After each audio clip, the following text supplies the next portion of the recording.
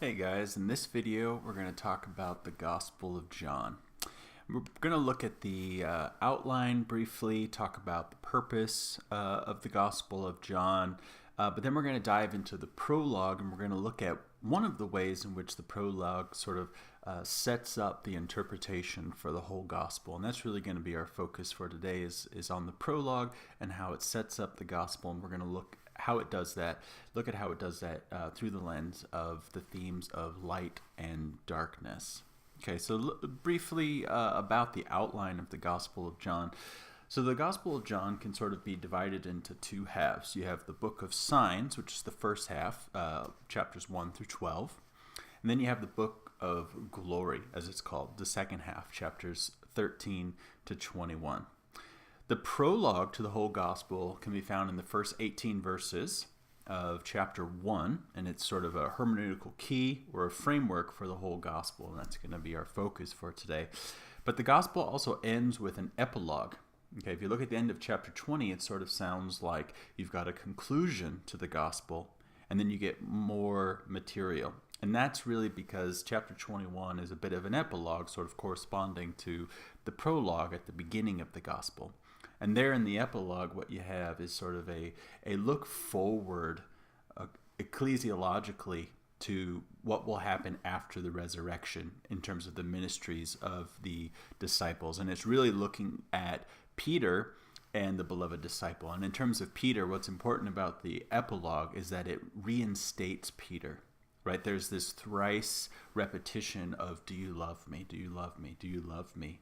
On Jesus' part. And that is to correspond to the thrice denial, right, that Peter has there earlier when he denies Jesus after he has been arrested. So we've got a prologue, we've got an epilogue, and we have the Book of Signs and the Book of Glory. Now, what's interesting about the ending of the Gospel proper, at the end of chapter 20, is we really get, for the first time in any of the Gospels, a very explicit statement about the purpose for why the Gospel was written. If you look at the end of chapter 20, verses 30 to 31, we read this. Now Jesus did many other signs in the presence of his disciples, which are not written in this book. But these are written so that you may come to believe that Jesus is the Messiah, the Son of God, and that through believing you may have life in his name. So this is the only time in the Gospels that we get an explicit purpose statement. This gospel was written so that you would believe that Jesus is the Messiah, the Son of God, and that you might have life in his name. It's really fascinating to now think about the gospel in the light of that purpose statement. But what we're going to do the rest of this video is we're going to think about the prologue. We're going to think about those first 18 verses and how this really sets up the rest of the gospel and provides us with a hermeneutical lens or a framework with which to understand and interpret what happens in the gospel. So the prologue, verses 1 to 18 of chapter 1, begins with that great verse, in the beginning was the Word, and the Word was with God, and the Word was God. Right? What's really interesting about that first verse is it echoes Genesis chapter 1.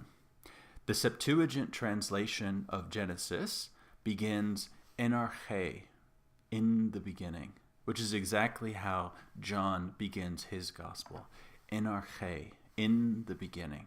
Right? So you have this echo of Genesis. And just as God creates with his divine word, his speech, right? Let there be light.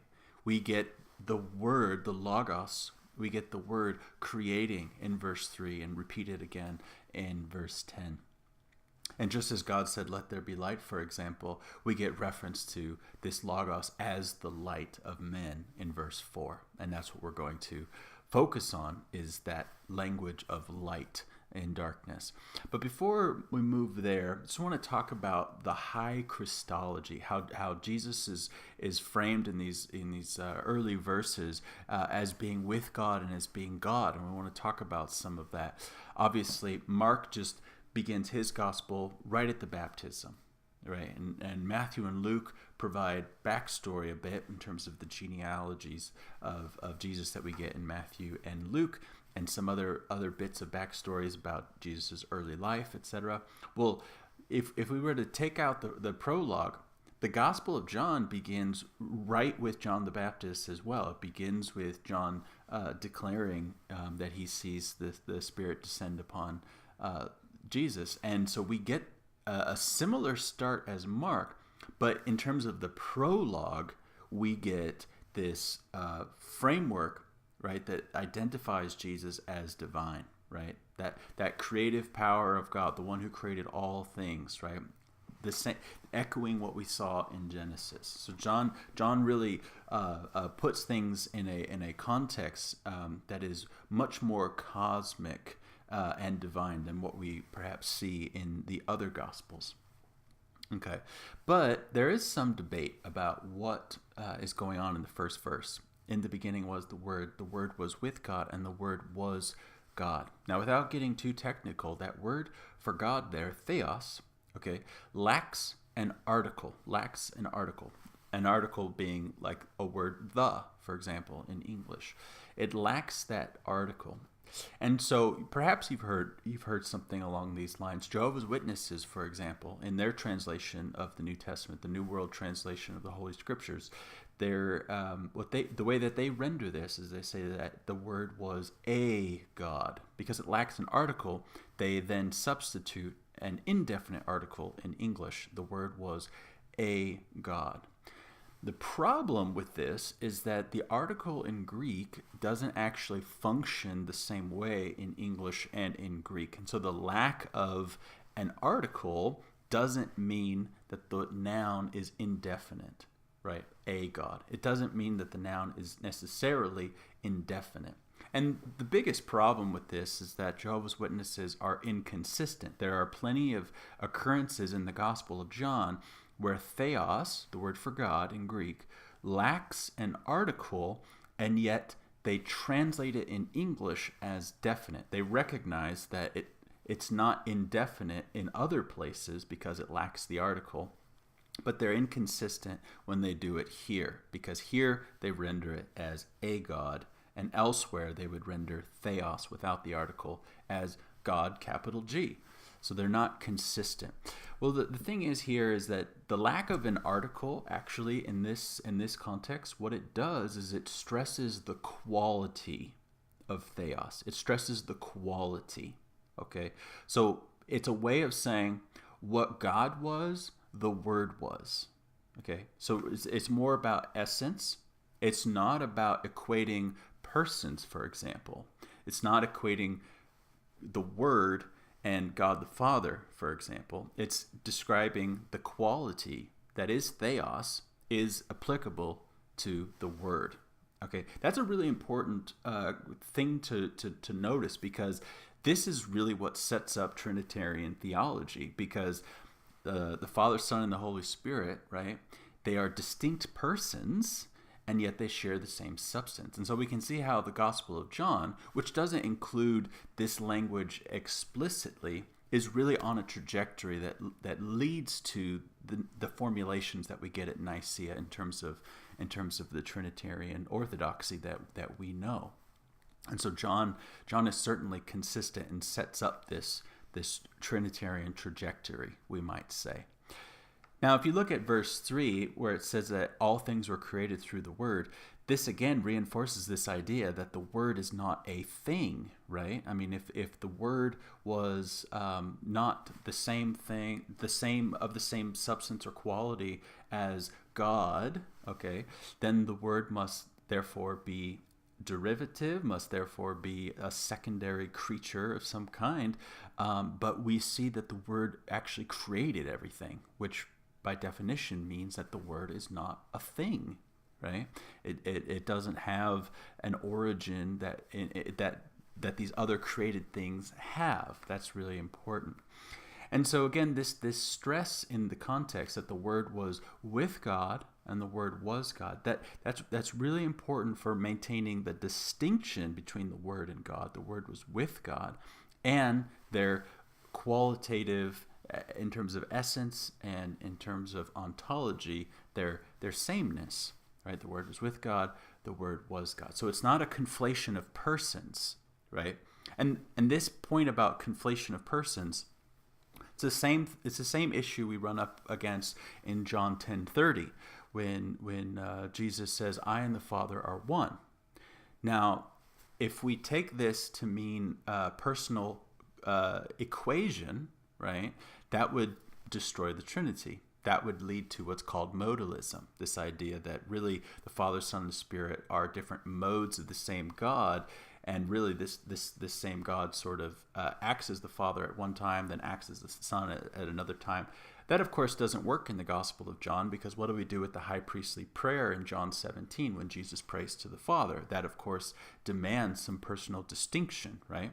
So what's important about the statement in John 10:30 that I and my Father are one is actually, again, not to plug Greek so much here, but is the Greek word for one there is hen, which is the neuter form. The masculine form is heis. It's the neuter form. And what that means then, by using the neuter form, is that this is not an equation of their person, okay, but it is pointing to their singular purpose. And if you look at the context at the end there in John 10, it's all about their singular purpose in salvation, that they are on the same page and that they are working with one accord. Okay, so their oneness there is qualified. It's not an equation of persons, and that's really important. And of course, we don't see that conflation of persons elsewhere in the gospel, and so we don't see it in John 10:30 either. Okay, so that's really important. But going back to the prologue, so we've seen how the Word was with God and the Word was God. We see this important Trinitarian balance. And then we get the incarnation, right, in John 1, verse 14, that Jesus dwelt among us, as some translations say, or the Logos, I should say, dwelt among us. Well, the Greek word eskenosin is actually the language that would be used for pitching a tent.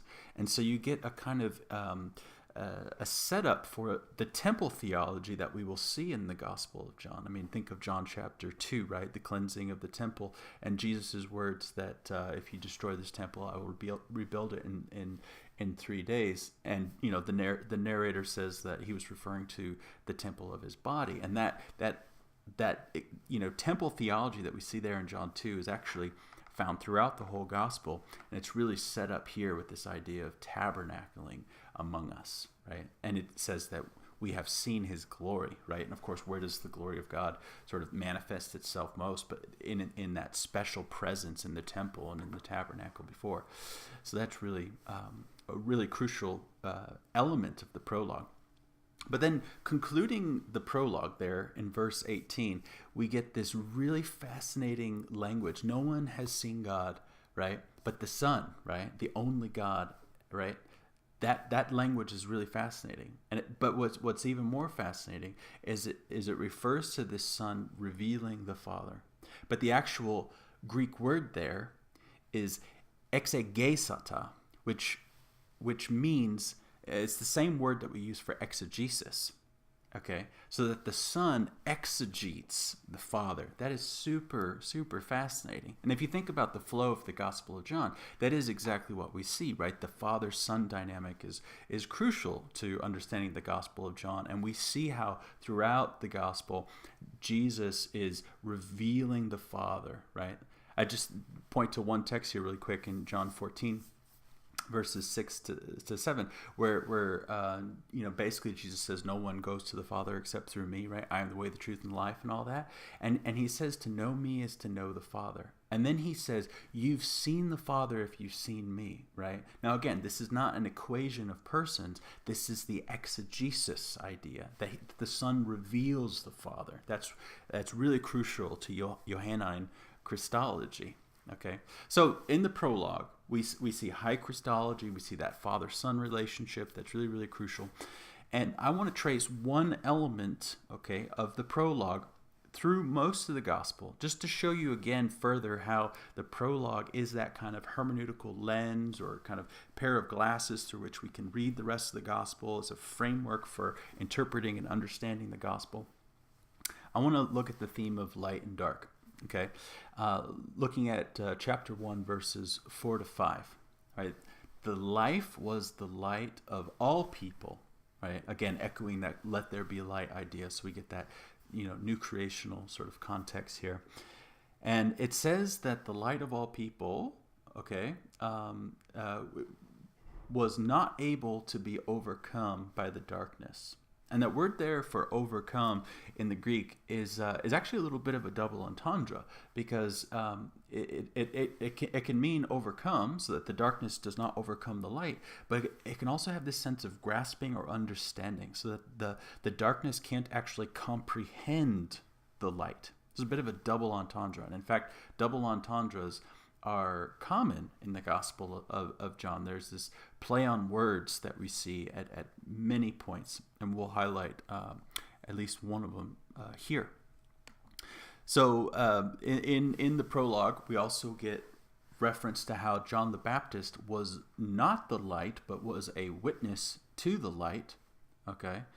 And that sort of qualification is reminiscent of what we saw in the Gospel of Mark, right? In chapter 6 with Herod, right? There's the language about, well, who is Jesus? Is he Elijah, or is he John the Baptist, or some other prophet, right? And then when Jesus asked the disciples, who do you say that I am, right? And when they refer to what other people say, they say, oh, some say Elijah, some say John the Baptist. So this qualification there in the Gospel of John, in the prologue, that John the Baptist was not the light, but was a witness to the light, we just see this at multiple places in the Gospels, where there is this emphasis, right, that John bears witness to the light, or that he is in fact not to be equated with Jesus, which is really interesting. But in verse 9, sort of pointing forward to the incarnation, it says that the true light, which enlightens everyone, is coming into the world. And that's what we want to look at. So we want to look at what happens when the light comes into the world, basically. And the first episode in the Gospel of John that I want to point to in light of this theme in the Gospel of John is the confrontation with Nicodemus. Okay, there in John chapter 3. Now, this is a really interesting episode. Nicodemus comes to Jesus at night, or we can call it the Nick at Night episode. But the question is, why? Why does Nicodemus come at night? And perhaps you've heard some different suggestions. Some people have said that perhaps rabbis studied and debated at night, and this was a common, time frame in which to do that, and so this would be sort of normal.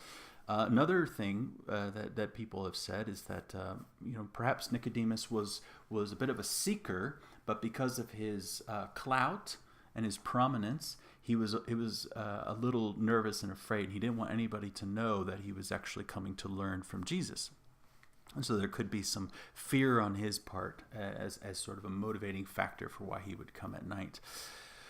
Well. In the light of a couple things about this scene, neither of those seem to be really working with what John is doing, especially in terms of the themes of light and dark. To start, Nicodemus's name literally means the conqueror of the people. Okay, Nicodemus. The Nike is the Greek word for victory, and Demas for people. And so his name is sort of symbolic. This guy whose name is, the conqueror of the people, it sort of has this highfalutin, nature to it that sounds like he's coming to conquer. He's coming to destroy. That's really interesting. I mean, the text really identifies him well as this teacher of Israel, as this very prominent person. And it seems best then to read this, question and engagement with Jesus, not as, the sort of well-meaning seeking of somebody trying to understand, but rather as a confrontation, as a challenge that is posed to Jesus. Okay, so then in light of some of these dynamics, it seems best to understand Nicodemus coming at night as symbolic, right? That he is coming from the darkness, okay? That he is a representative of the darkness. And it seems then, in this light, that when Nicodemus engages the teaching of Jesus here, that he's regarding it as a bit preposterous. Okay, so think about what Jesus says. He says, if you want to see the kingdom, again, the theme of light, if you want to see the kingdom, you must be born again, is the way most Bible translations will render it. But the Greek word is actually ambiguous, anothen. It can mean again, but it can also mean from above. Okay, this is, again, another double entendre. It's kind of got two meanings here. And it seems that the double entendre is sort of the point. And the misunderstanding of Nicodemus is based on one interpretation of what Jesus is saying. But Jesus is talking about something else. Okay, so we see that Nicodemus doesn't get it, right? And Jesus says he had to be born of water and the Spirit. And what most people do who understand the Greek word, understand Jesus' statement about being born again, what most people do with that born of water and Spirit is they say that, these are references to two different births. There's this natural birth, born of water, and then there is this spiritual birth. Okay. Others have talked about how there seems to be perhaps some allusion to baptism here and possibly regeneration, or simply just regeneration itself. So that the Greek phrase born of water and Spirit is actually one idea, not two separate ones, born of water and born of the Spirit, but rather born of water and Spirit. Or you could actually render the Greek as watery spirit. And if you look at Ezekiel 36, this language about taking out the heart of stone and giving you a heart of flesh and cleansing you with clean water, that language of regeneration might be the background for what we have going on here. Other people have talked about perhaps the Exodus coming out of the Red Sea or something like that. So there are some different ways this has been understood, but it's important to recognize that Nicodemus is operating at the level of being born literally again, right? He talks about going into his mother's womb. He doesn't get it, right? But Jesus keeps talking about the Spirit as you read on in verses 6 to 8. He is thinking about being born from above. Okay, Nicodemus is thinking about a kind of literal rebirth, and he's getting tripped up, right? And he even says, "How can these things be?" He doesn't get it. And Jesus shuts him down in verse 10, right? He says, "You're the teacher of Israel and you don't understand these things?" And again, this really echoes back to what we saw in the prologue. The darkness could not overcome it, and the darkness could not understand it, right? Nicodemus comes to challenge, and he can't comprehend what's happening, what Jesus is trying to communicate. Really, really significant there.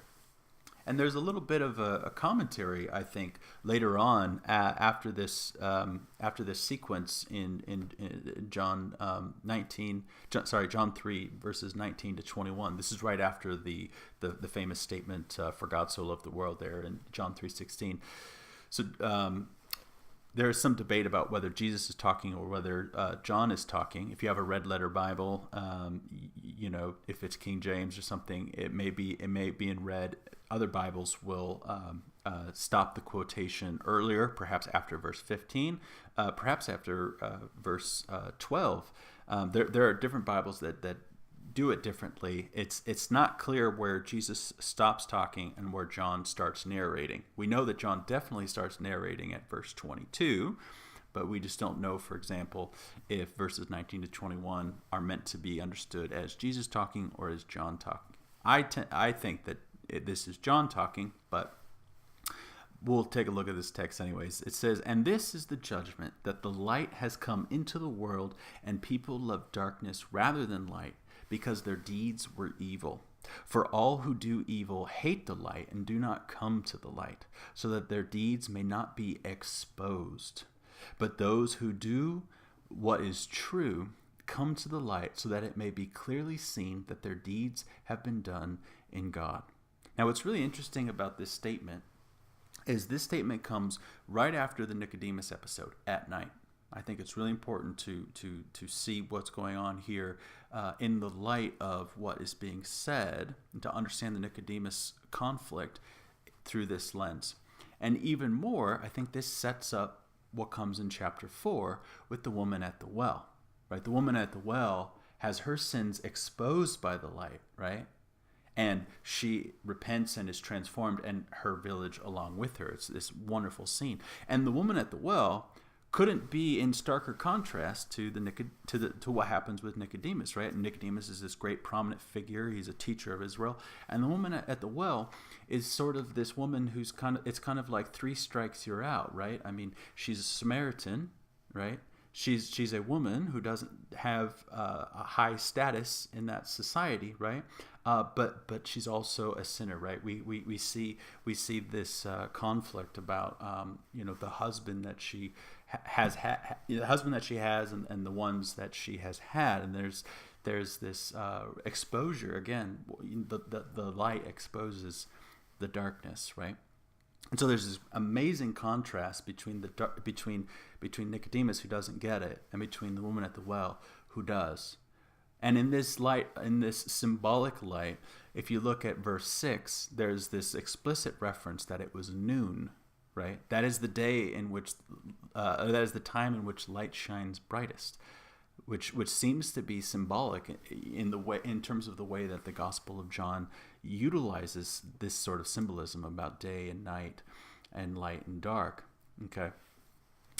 So carrying on now, moving to chapter 8, this is where we get that famous statement in verse 12, I am the light of the world, right? Whoever follows me will never walk in darkness, but will have the light of life. Now, what's important about this statement is that it comes during the Feast of Tabernacles. And earlier in chapter 7, verses 35 to 37, we get that powerful statement that Jesus gives where he says, if anyone thirsts, let him come to me and drink, right? And he quotes scripture there. And we see that this is actually an allusion to the Spirit, as the narrator explains there in that passage. But what's really important here is that Jesus makes this statement, okay, on the last great day of this festival, the Feast of Tabernacles. And one of the aspects of this festival, and in terms of how it was celebrated, is that there would be a procession into the temple, wonderful celebration, and they would circle the altar and then pour out a libation. And on the last day, they would pour out, they'd circle it 7 times and pour out this libation. And so Jesus is clearly drawing upon the context of the festival to describe his superiority relative to this ritual celebration that they were doing. Really a way of saying that basically this ritual sort of points to him. Okay, and again, you can see the temple theology as we talked about elsewhere, right? There's this water flowing from him that believers have access to.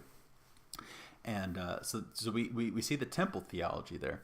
But in terms of Jesus saying, I am the light of the world, this is also, okay, part of the Feast of Tabernacles context, because at night they would light up the city. And there are reports about how bright the city would be. And, people commented, that this was just an amazing spectacle, because it obviously back then, without electricity, this sort of thing would not be a normal occurrence, coming from Las Vegas, where there are, loads of lights, and it's, the whole city, the whole valley is really lit up. I mean, that's why our hockey team, our new hockey team, is called the Golden Knights. It's a play on words, because the whole valley is gold at night.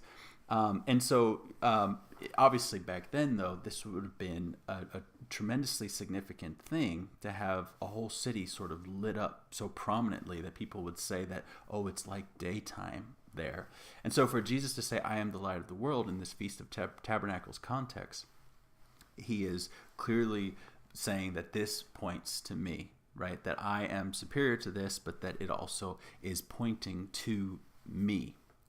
Now, the thing about this is that there is a sequence that takes place in between these two prominent Feast of Tabernacles statements, okay, the scene of the woman caught in adultery, that actually disrupts the flow and disrupts this Feast of Tabernacles background. Okay, now perhaps most of you are familiar, if you look in most Bible translations, this episode, verses 7:53 through 8:11, is in double brackets. And the reason why it's in double brackets is because the best and earliest manuscripts don't actually contain this episode. And in fact, this episode is a bit of a floating text. It is found in some manuscripts, in a couple, at Luke 21, and it's also found in a couple manuscripts at different places in the Gospel of John. And so what we can conclude is that it was not written by John. So it's not part of John's Gospel. For other reasons, which I won't get into, we can probably conclude that it's a real story, okay, that it really happened, that Jesus did something like this. But we when we're talking about the Gospel of John, we kind of need to bracket it out. And this is why it's really important to bracket it out, because it disrupts the Feast of Tabernacles context. Because in chapter 8, verse 2, it says that they went home, which means that the feast of, what Jesus says in 8:12, I am the light of the world, that would make it the next day after the Feast of Tabernacles. But in context, it's meant to be read as the same day. Okay, Jesus says this statement about thirsting earlier that day, and then at night he says this statement about being the light of the world. So it's really important to keep that together. And I think that the story of the woman caught in adultery sort of disrupts the flow. And we could say more about that episode. It's a wonderful story, and I think it's historical. I just don't think it's really part of John's gospel. Okay, now moving on to chapter 9. This is that episode where Jesus heals the man born blind. And it's interesting that right before Jesus heals this man, in verse 4, he says, "We must work the works of him who sent me while it is day.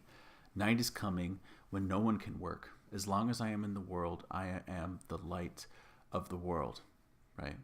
Really, really interesting. And when you think about this man born blind, that language is really striking.